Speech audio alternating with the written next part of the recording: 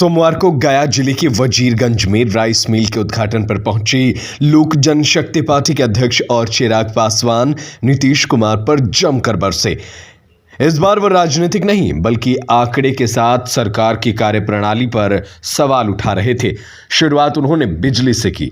चिराग पासवान ने कहा कि बिहार में बिजली दर में अप्रत्याशित वृद्धि हुई है। सरकार मौजूदा बिजली दर में 50% वृद्धि और करने जा रही है। यह बेहद गंभीर मामला है। इसको लेकर आम लोगों में नाराजगी है। चिराग ने कहा कि सरकार का यह फैसला परिवार के घरेलू बजट को सीधे तौर पर प्रभावित कर रहा है। कल कारखानों और कृषि क्षेत्र में भी बाधा उत्पन्न हो रही है। उन्होंने कहा कि अन्य प्रदेशों में प्रति यूनिट बिजली दरों की तुलना अगर बिहार से की जाए तो ये किसी भी राज्य से अधिकतम दर से भी ज्यादा है।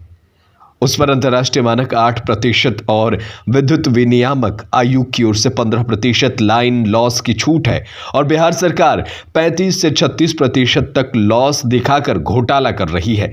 ज्यादा रेट से खरीदना पहला घोटाला, फिर ज्यादा रेट से बेचना, सीधे जनता की जेब कतरना और उसके बाद लाइन लॉस ज्यादा दिखाना।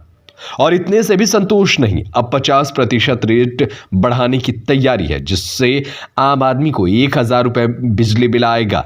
अब 50% रेट बढ़ाने की तैयारी है। जिस आदमी को 1000 रुपए में बिजली बिल आ रहा है उसका 1500 रुपए का बिजली बिल आएगा। वहीं जिसका 2000 आ रहा है उसका 2500 रुपए बिजली बिल वसूलने की तैयारी है। चिराग पासवान ने कहा कि बिजली का रेट पहले ही ज्यादा है और अब सरकार अलग अलग बहाने बनाकर आम बिहारियों को प्रताड़ित करने का मौका तलाश रही है। जगतपुर जो राइस मिल है उसका उद्घाटन माननीय चिराग पासवान जो लोक जनशक्ति पार्टी रामविलास के राष्ट्रीय अध्यक्ष जम्मू सांसद हैं, उन्होंने विधिवत आकर के सिर्फ इंडस्ट्रीज का उद्घाटन। देखिए किसानों को यहाँ पे कितना फायदा मिलेगा इस राइस मिल आने से?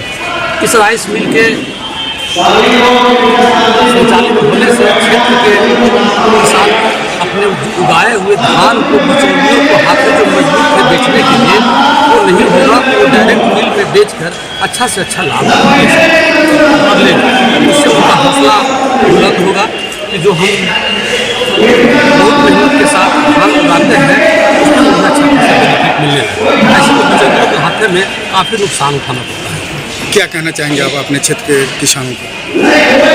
बिचौलियों के हाथ में धान न बेचें। उनके घर का मिल है, उनका मिल है, वो आराम से आकर के हमारे यहाँ धान बेचेंगे और उन्हें चावल की आवश्यकता होगी तो मैं बाजार के रेट से सस्ते ही दूंगा जो हर स्थिति में किसान को मिलेगा। मैं जिसका जिक्र आज मैंने इस मंच से भी किया कि किस तरीके से बिहार सरकार बिहार में बिजली के दामों को बढ़ाने की नीति पर काम कर रही है। लगभग 50% की वृद्धि बिहार सरकार करने जा रही है बिहार के बिजली के दामों में। और पहले तो ये लोग महंगी दरों पर बिजली खरीदते हैं और उससे ज्यादा महंगी दरों पर किसी भी और राज्य के बनस्पत आप देखिएगा बिहार में ज्यादा महंगी दरों पर बिजली बेची जाती है।